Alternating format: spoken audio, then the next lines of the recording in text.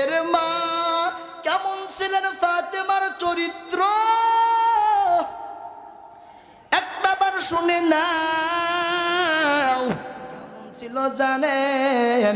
ফাতেমা বলে, একদিন আমার আব্বাজান ফাতেমার মৃত্যুর আগ মুহূর্ত, যখন ফাতেমার ইন্তেকাল হয়ে যাবে এমন তো সময় ফাতেমা বলেন, একদিন আমি ঘুমের ঘরে স্বপ্নে দেখতেছি আমার বাবা আমার বাড়ির ভিতরে আসছে, আমার দরজার মধ্যে আসছে।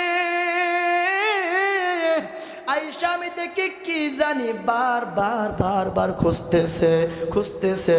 আমি বললাম, ও বাবা আপনি এখানে কি খুঁজতেছেন? এবার বলে, ও ফাতেমা আমি তোমারই খুঁজতেছি। কয় কেন আমারে খুঁজতেছেন? কয় আপনারই আমি খুঁজতেছি। এবার কয় কেন খুঁজতেছো?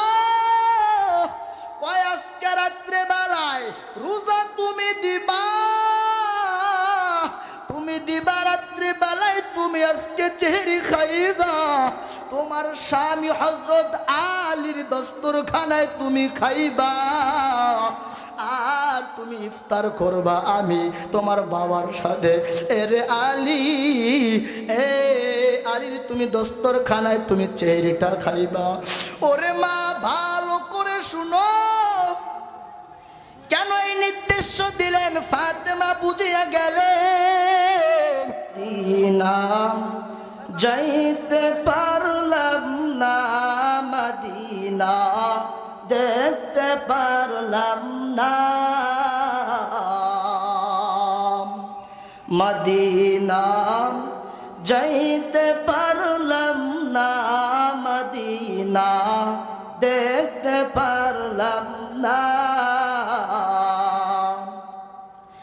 আমি অসহায় তাই এত দূরে রই, আমি অসহায় তাই এত দূরে রই, শুধুই সালাম জানাই মদিনা, যাইতে পারলাম না মদিনা, দেখতে পারলাম না মদিনা। নাম কত মধুর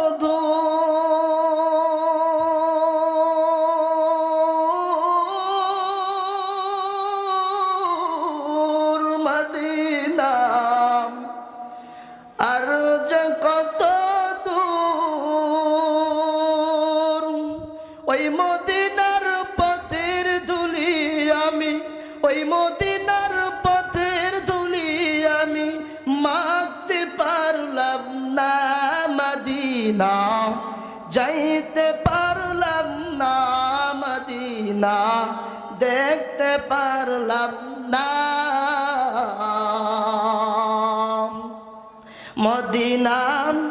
নাম কত সুন্দর,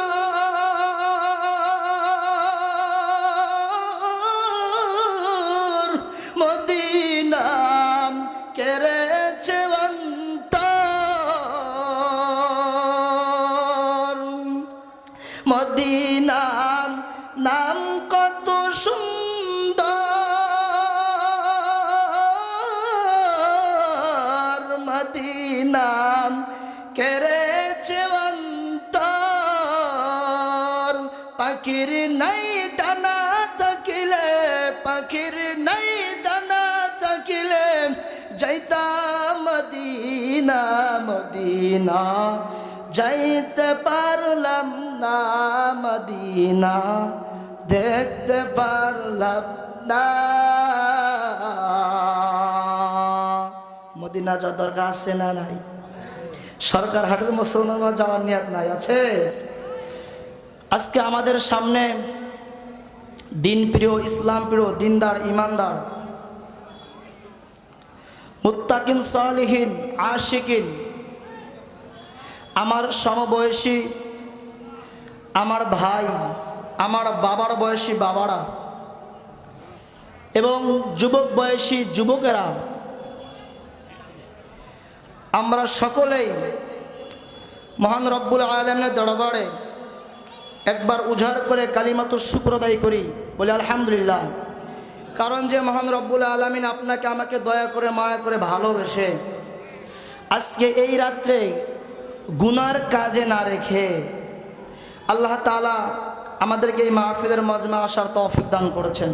কুদরত কার?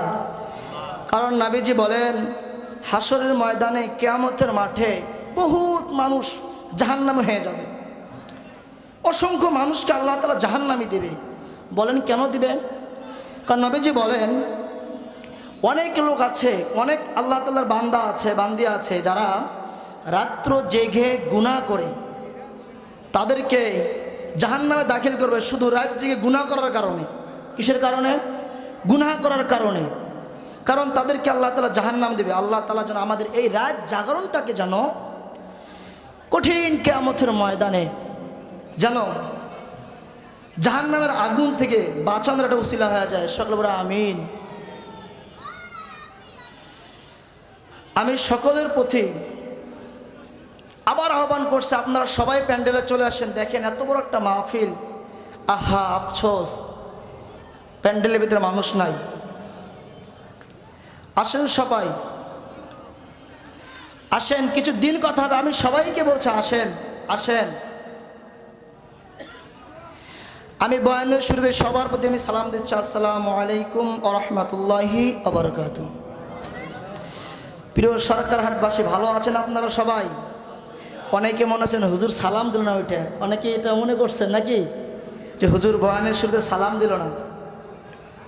এটাই কারণ আল্লাহ তাআলা আপনার জন্য আমার জন্য কি করেছেন? পুরা গোটা এই জগৎটা আপনাকে আমাকে দিয়েছেন।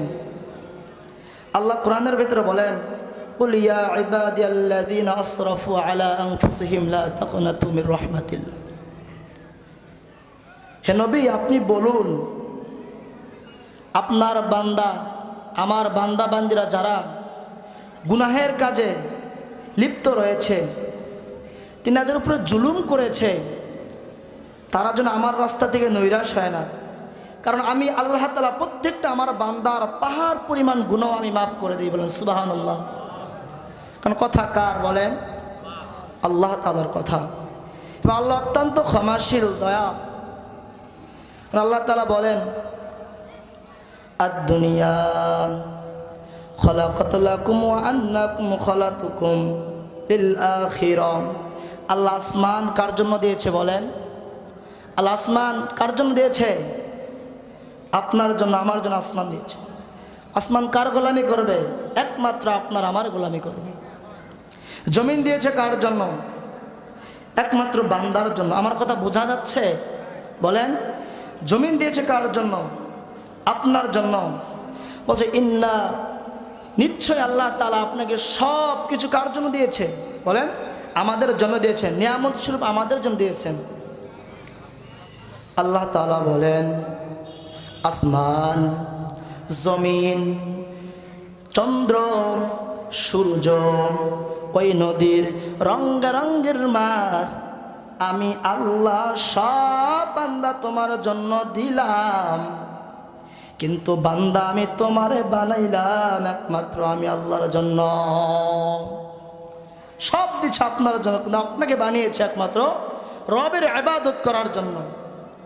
আল্লাহ তাআলা বলেন আমি আল্লাহ জমিন দিয়েছি তোমার গোলামি করবে, আমি আল্লাহ আসমান দিছি আসমান তোমার গোলামি করবে, আমি আল্লাহ ওই নদী দান করেছি নদীর মাছ বান্দা ভক্ষণ করবে, আমি আল্লাহ বান্দাকে সব নিয়ামত আমি আল্লাহ দিলাম, কিন্তু বান্দা একমাত্র আমি আল্লাহর ইবাদত করবে। কারণ আমি আল্লাহর সব বান্দার জন্য দিয়েছি, আমি আল্লাহ বান্দার জন্য সব দিলাম, কিন্তু বান্দা আমি আল্লাহ তোর অনর্থক বানাই নাই, আমি আল্লাহ তোকে ওয়াকাজ বেহুদাও বানাই নাই। তো কেন বানাইছেন?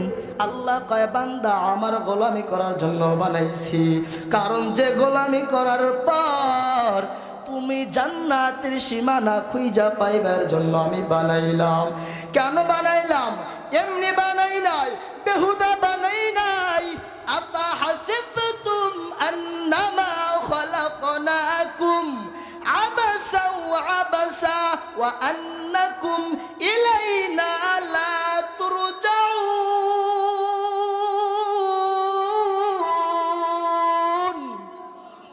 আল্লাহ পাক বলেন, আমি আল্লাহ তোর বেহুদা বানাই নাই, আমি আল্লাহ তোর অযথা বানাই নাই। আমি আল্লাহ কেন বানাইলাম জানো? জানো, আমি আল্লাহ একমাত্র আমার ইবাদতের জন্য বানাইছি।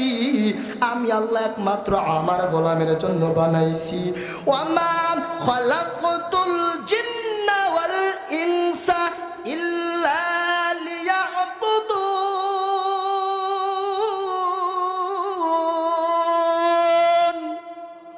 মা খালাকতুল জিন্না ওয়াল ইনসি বিখাসুসমে মাআদাত নিস্তে মাকসুদ আজ্জাহা। আল্লাহ পাক বলেন, আমি আল্লাহ তোর বানাইলাম একমাত্র আমি আল্লাহর ইবাদত করবি রে যুবক। আমি আল্লাহর গোলামি করবা, আমি আল্লাহর ইবাদতে মগ্ন হয়ে যাবা।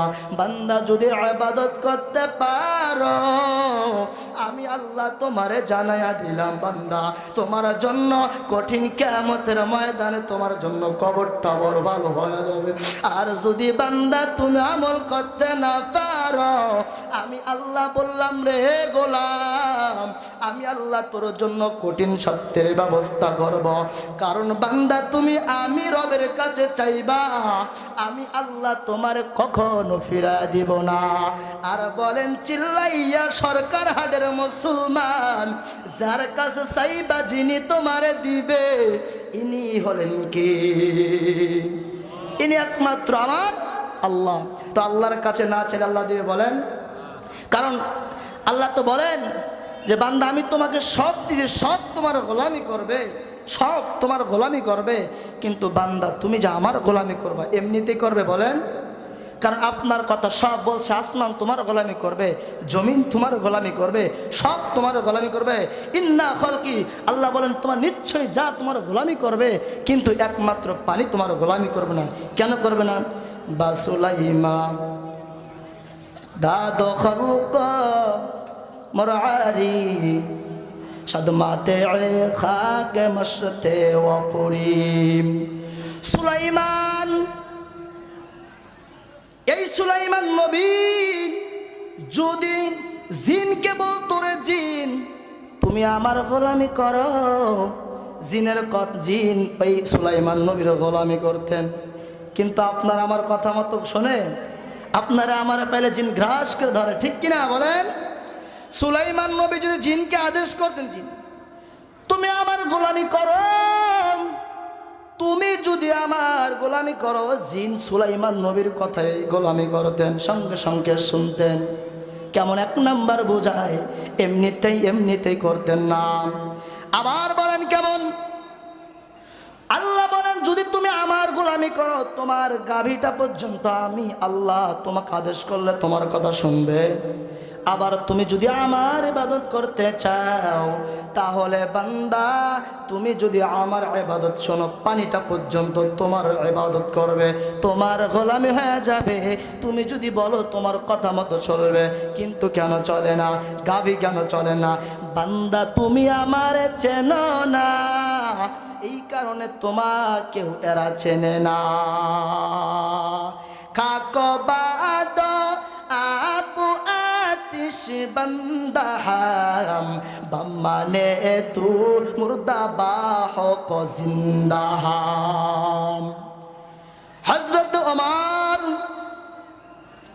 মসজিদ থেকে বলেন, ইয়া সারিয়া জাবাল, ইয়া সারিয়া জাবাল, ইয়া সারিয়া জাবাল, এ যাও সারিয়া পাহাড়ের চিপায় ঢুকো। সারিয়া পাহাড়ের চিপায় ঢুকে গেলেন। আবার সমস্ত সাহাবায়েরা বললেন, ওমর আপনি এখান থেকে কেন চিল্লা বলতেছেন, ইয়া সারিয়া জাবাল, ইয়া সারিয়া জাবাল। আবার ওমর ডাক দেখায়, সারিয়া ওই যুদ্ধের ময়দানে আছে, আক্রমণ তাকে করবে। এমন তো সময় আমি তারে বললাম, ইয়া সারিয়া জাবাল, পাহাড়ের চিপায় তুমি চলিয়া যাও, ওইখানে গেলে তুমি সুরক্ষিত হয়ে যাবে। সাহাবায়ে বললেন, ওমর, এখান থেকে কি আওয়াজটা ওই যুদ্ধের ময়দানে যাইতেছে?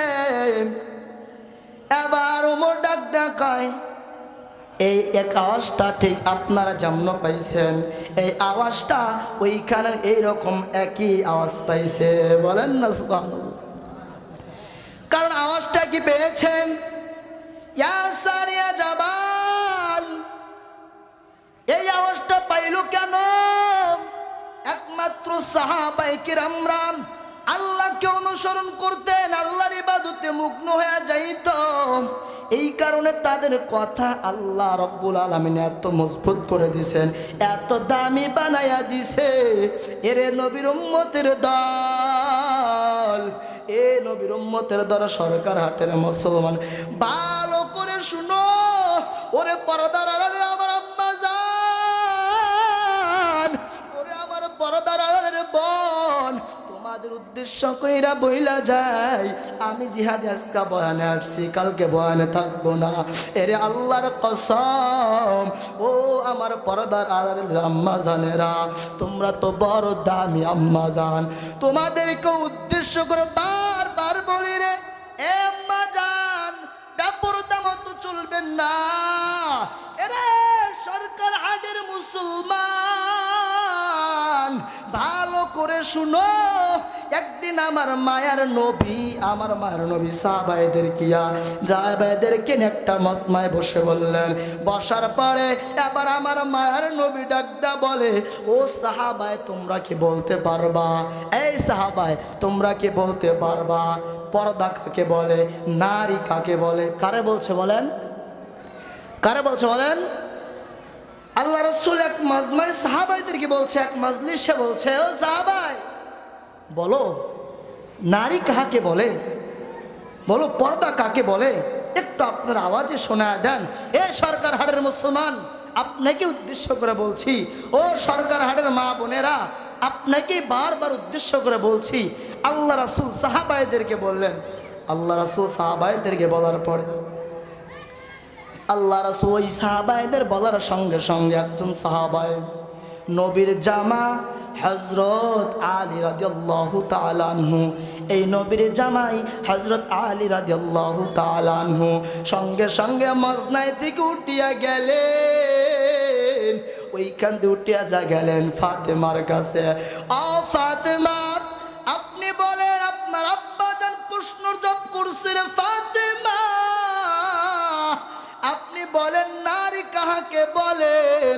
আপনি একটা বার আওয়াজ দিয়া বলেন, আপনি বলেন বলেন। এবার ফাতেমা ডাক দেখায়, ও স্বামী আমার, আপনি কি জানেন না নারী কাকে বলে? ও সরকার হাটের মা, আপনাকে উদ্দেশ্য করে বলতেছি রে মা, ভালো করে আপনি শুনে নাও। আমি জিহাদে আজকে আসছি রে মা, তোর একটু বোঝানোর জন্য আসছি। এবার ফাতেমা ডাক দেয়া কয়, স্বামী আমার, কে বলে তুমি জানো? কয় কারে বলে? কয় যে নারীটা খাস করে পর্দা করতে পারবে, পা থেকে নিয়ে মাথা পর্যন্ত পর্দা করবে, ওরে আলী, একেই বলে পর্দা নারী, একেই বলে। এর মা, কেমন ছিলেন ফাতেমার চরিত্র একটা বার শুনে নাও। কেমন ছিল জানেন?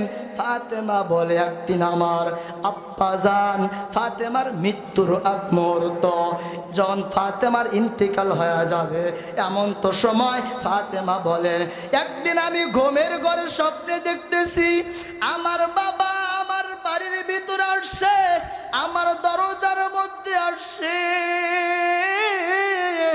আয়েশা আমি দেখি কি জানি বারবার খুঁজতেছে খুঁজতেছে। আমি বললাম ও বাবা আপনি এখানে কি খুঁজতেছেন? এবার বলে ও ফাতেমা আমি তোমারই খুঁজতেছি। কয় কেন আমারে খুঁজতেছেন? কয় আপনারে আমি খুঁজতেছি। আবার কয় কেন খুঁজতেছো? কয় আজকে রাত্রে বেলায় রোজা তুমি দিবা, তুমি দিবা রাত্রে বেলায়, তুমি আজকে চেহারি খাইবা, তোমার স্বামী হযরত আলীর দস্তরখানায় তুমি খাইবা, আর তুমি ইফতার করবা আমি তোমার বাবার সাথে। এরে আলী, এ আলীর তুমি দস্তরখানায় তুমি চেহারিটা খাইবা। ওরে মা ভালো করে শুনো, কেন এই নির্দেশ দিলেন? ফাতেমা বুঝিয়া গেলেন আমার মনে হয় আর হায়াত নাই, আমার মনে হয় আর পুঁজি নাই, আমার মনে হয় শেষ ঘন্টার বিদায় চলে আসছে। এরে পর্দার আম্মা জান, ও আমার বোন তোমরা কেন বেপরদায় চলো? এ মা তোমরা কেন বেপরদায় বেহুদা চলো? চলিও না, কারণ তোমার ভিতর থেকে একজন বড় আল্লাহওয়ালা আসবে। আসবে কিনা বলেন? তোমার মধ্যে থেকে তো বড় কোরআনের হাফেজ আসবে। ও মা তাকায়া দেখ, এই যে বড় ভিটা মাদ্রাসার একটা মাহফিল রে মা, এই মাহফিল আজকে যার মাথায় পাগড়ি দেওয়া হইবে, আজকে যার মাথায় পাগড়ি দেওয়া হবে তার কপাল কত ভালো। এ মা একটা সন্তান রে ছোট থেকে বড় বানাইছ, বড় বানাইয়া মাদ্রাসায় দিছ, বিশ্বাস করে। কারণ কেন দিলা জানো? আমার সন্তান একদিন কোরআনের হাফিজ হবে, আমার সন্তান আলেম হবে, আমার সন্তান আলেম হয়া আমার সন্তান একদিন আমার জানাজারটা পড়াইবে। অধিকাংশ মায়ের এই নিয়াত কিনা বলেন? যখন দেখবেন সন্তান মাদ্রাসা পড়া বাদ দিয়ে চলে যায়, তখন মায়ের স্বপ্ন একটাই থাকে, আমার সন্তান কোরআনের হাফেজ হবে। এ বাপরে, তোর কামাই খাওয়ার জন্য আমি তোর মাদ্রাসায় দেই নাই। এ বাবা আমি তোর কামাই খাওয়ার জন্য দেই নাই, আমি মা তোর বড় স্বপ্ন কইরা দিছি। কেন দিছ জানো? বলে কেন দিলাম? কয় তোর হাতের আমি এক মুঠি মাটি কবরে দিবি। এ মা বলে কেন জানো? কয় আমি তোমার দিলাম এই কারণে, তুমি আমার জানাজারটা পড়াইবা, আমার খাটনিটা সামনে রাখবা। এ মা ভালো করে শোনো, আমার খাটনিটা সামনে রাখা তুমি আমার জানাজারটা পড়াইবা। আল্লাহ চাইলে তোমার এই জানাজার রসিলা করে আমি মার কবরটা জান্নাত করে দেব। বলেন সুবহানাল্লাহ। আমি মায়ের কবর জান্নাত করে দিবে। বলেন প্রত্যেকটা আমার এই স্বপ্ন কিনা বলেন? হ্যাঁ, কারণ প্রত্যেকটা মায়ের স্বপ্নদ্রোহী। আমি বারবার আপনাদের বলি, এরে মা কেন তোমরা অধিকাংশ নারীরা কঠিন কিয়ামতের ময়দানে জাহান্নামী হয়ে যাবে, জাহান্নামে তাদেরকে দাখিল করে দেব। কারণ একমাত্র পর্দা না করার কারণে, পর্দা থেকে গাফিল হওয়ার কারণে। এই কারণে আমি আপনাদেরকে বারবার বলে যাই, আমি একটা বার বলি, ও পর্দার আম্মা জানেরা, ফাতেমার কেমন ছিল জানেন? জানেন জানেন ফাতেমা এবার বুঝে গেলেন আমার মনে আর বাঁচার উপায় নাই, আমার মনে হয় হায়াত নাই, আমি মনে আর বেশি দিন বাঁচবো না, বাঁচবো না, আমি মনে আর নাই। এনার ভিতরে সোজা হয়ে গেল, উনি জেনে গেলেন আমার আর হায়াত নাই। এরপরে তিনি চিন্তা করে না, সকালবেলা উঠিয়া এদের কাপড়গুলা গোছাইতেছে গোছাইতেছে, আর অসুস্থ মানুষ জ্বর এসে গেছে। রাত্রে স্বপ্নে দেখার পর এবারে জ্বর এসে গেল রে, জ্বর এসে গেল। এরপরে বললেন কেন তোমার দেখলাম? কয় কেন দেখলাম? কয় আমার হায়াতের পুঁজি শেষ, আমি এই কারণে দেখিয়ে ফেলেছি। এটা অনুভব করতেছেন নার চিন্তার বড় মকসদ। আর মনে হয় আমার হায়া নাই, নেজি হয়ে গেলেন, তৈয়ার হয়ে যাইতেছে, কাপড়গুলা পর্যন্ত গোসাইতেছে। হযরত আলী মসজিদে নববী থেকে ভিতরে চলে আসলেন। আসার পরে এবার বলো ফাতিমা, তুমি কেন কাপড়গুলো গোছাইতেছো? কেন গোছাও? কয় কেন গোছাই? কয় আমি স্বপ্নে দেখলাম, আমি স্বপ্নে দেখেছি আমার আব্বাজান আমার ঘরের ভিতরে ঢুকলেন। ঢোকার পরে আমার বলতেছে, ও ফাতেমা, তুমি আজকে রাতে চেহারি খাইবা তোমার স্বামীর দস্তরখানায়, আর ইফতারি খুলবা আমি বাবার দস্তরখানায়। আমি স্বপ্নে দেখেছি। দেখার পর এর মুসলমান ও সরকার হাটের যুবক, ভালো করে বুঝে নাও। কেন দেখলে জানেন? এমনিতেই দৃশ্যটা দেখে নাই। আবার চিন্তা করলো, না ডাক ডাকায় স্বামী আমার, আমি যখন দুনিয়া থেকে চলিয়া যাব, আলী ডাক দিয়া কয়, তুমি যদি আমার কাছ থেকে চলিয়া যাও, চলিয়া যাও, তাহলে আমি আলীর মাথাটাকে টিপে দিবে। তুমি যদি আমার কাছ থেকে চলে যাও, আমার পা দুটাকে মালিশ করে দিবে। এর ফাতিমা, না তোমার যাওয়া যাবে, কিন্তু আমি তো একা আলী হয়ে যাব। কিন্তু ফাতেমা ডাক দেখায়, স্বামী আমার, আমি কবরে চলে যাব, কিন্তু একটা ওসিয়ত শুনে রাখেন। কয় কি ওসিয়ত? আমি যখন ইন্তিকাল করব, আপনি আমার লাশটা একাই জানাজা করাইবেন, কিন্তু যেন কেউ জানে না। কিন্তু আপনারা একজনরে ডাক দিয়া নিয়ে আসেন আপনার সন্তানদের নিয়া, কিন্তু জানো বাড়িতে কেউ জানে না। কয় কেন? জানলে কি হয়ে যাবে? কয় যদি জানে তাহলে ওরা মনে করবে এই যে নবীর মেয়ের ফাতিমা এত বড় লম্বা ছিলেন, নবীর মেয়ে ফাতেমা এত চওড়া ছিলেন, কিন্তু আমার পর্দার খেলাফ হয়ে যাবে। ও স্বামী আমার, না না না না, এই কাজটা করবেন না। এরে বাবা, ভালো করে শুনো, ও পর্দার আম্মা জানেরা, স্বামীকে চেনো না, স্বামীকে বুঝতে পারো না, স্বামীরে বোঝো না, রাত দিন যে পরিশ্রম করি, ঠিক না? আমরা সকলে বসে পড়ি। এক নাম্বার কথা, আপনাদের কাছে একটা কথা বলে যাই। এ বাবা, আমরা সবাই বসে পড়ি, সবাই বসে পড়ি, সবাই বসে পড়ি। আমরা মনে হে বড় আশা আছে, যাব মদিনায়। মদিনা যা দরকার আছে না নাই বলেন? মনে হে বড় আশা আছে, যাব মদিনায়। সালাম আমি করব গিয়ে, সালাম আমি করব গিয়ে নবীর রওজায়।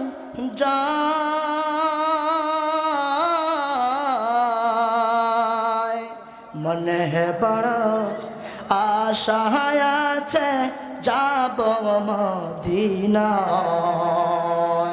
মনে হে বড় আশা আছে, যাব মদিনায়। আরব নগর পাড়ি দিব, নাহি কয় আমার তহরি।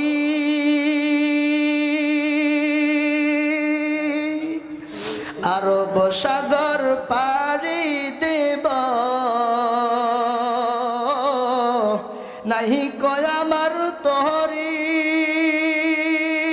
পাখি নাই তয়ুরে যাব, ডানাতে ভর করি। আশায় আছে সম্বল নাই, বলেন আশায় আছে সম্বল নাই, করি কেয়ুম পায়। মনে হে বড় আশা কাছে যাব মদিনায়, মনে বড় আশা আছে যাব মদিনায়। মদিনা যা দরকার আছে না নাই বলেন? মেহমান চলে আসছে, আর বয়ান করার সময় নাই, সময় কম। আল্লাহ তাআলা যেন আমাদের প্রত্যেককে একটা এলাও শুনে যায়। এই গুনাহগারের জবান দিয়ে একটা কথা বলে যায়, আরে বাপ, এরে যুবক ভাই, তোমাদের পায়ে ধরি, নামাজটা অন্তত পড়ো, নামাজ ছাড়া কোনো উপায় নাই। আপনি রাত্রেবেলায় যখন ঘুমান, একটা কথা মনে রাখেন, রাত্রেবেলা যখন ঘুমান, আরে যখন মালাকুল মাউত একজনের উপরে চলে আসবে, যখন আপনার মৃত্যুর সাকরাত চলে আসবে, লাশটা দমটা বাইর হয়ে যাবে, রুহটা বাইর হয়ে যাবে, আরে বাবা, এই রুহটা যখন আপনার বাইর হয়ে যাবে, আপনি মনে করবেন আমি ঘুমিয়ে আছি, আমি এখনো ঘুমিয়ে আছি। আহা, স্বপ্ন দেখতে থাকবেন, কিন্তু বাস্তবটা ভাব না। তুমি দেখবা আমি ঘুমিয়ে আছি, স্বপ্নে যোগী দেখতেছি, কিন্তু দেখবেন আমার বাস্তব না। যখন আপনার দেখবেন মাটি হয়ে যাবে, আপনি তাকায় দেখবেন, আহা, অন্ধকার কবর, এই অন্ধকার কবরে আপনাকে জ্বলতে হবে। তাকায় দেখবেন ডানে মাটি, বামে মাটি, চতুর্দিকে মাটি, উপরে সামানা, নিচে মাটি। আহা, সেদিন আফসোস, আমি কোথায়, আমি কি জব করবো? এ বাবা, এই কারণে বলি, আপনি যেটাই করেন, নামাজ পড়েন, ব্যবসা করেন, নামাজ পড়েন, আপনি কি রোজগারি কাজ করেন, আপনি নামাজ পড়েন।